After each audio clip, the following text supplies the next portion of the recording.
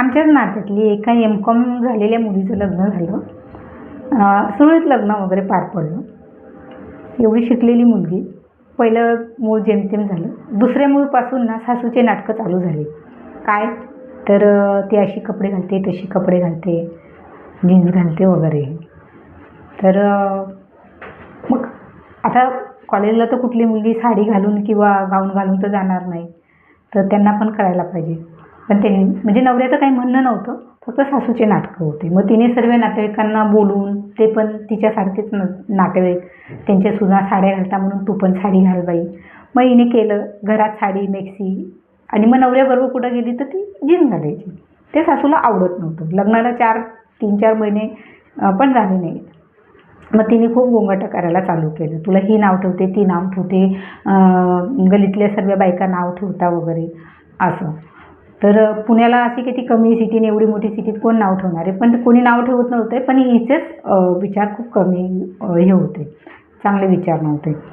तर मग सासूने खूप तिला हे करायला चालू केलं, टॉर्चर करायला चालू केलं, केवळ जीन्स टॉपमुळे.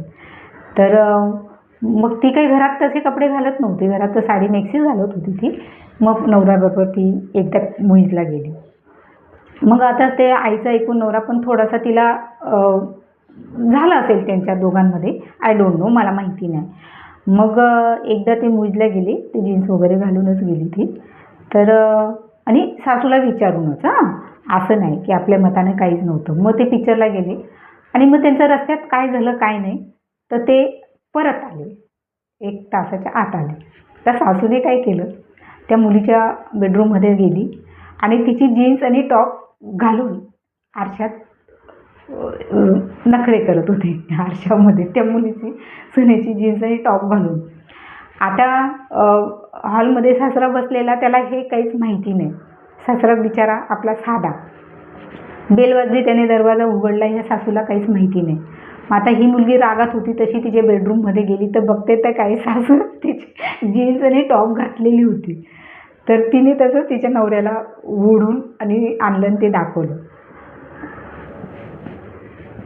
आता तो बिचारा तोंडावर बोट ठेवून गप्प बसला. आधी ती मला सांगत होती. आता काय बोलावं. म्हणजे हौस सर्व सासवांना असते शॉर्ट घालायची, जीन्स घालायची, पण त्या करू शकत नव्हते त्यांच्या काळात. करू शकले नाही त्या, त्यांच्या शिक्षणामुळे म्हणा किंवा त्यांच्या घरातल्या वगैरे वगैरे काय असेल त्यांचं. म्हणून त्यांना असं वाटतं सुनेने पण नाही करायला पाहिजे. मग तुला आवडत होतं म्हणूनच तू घालून बघितलंस ना. मग ती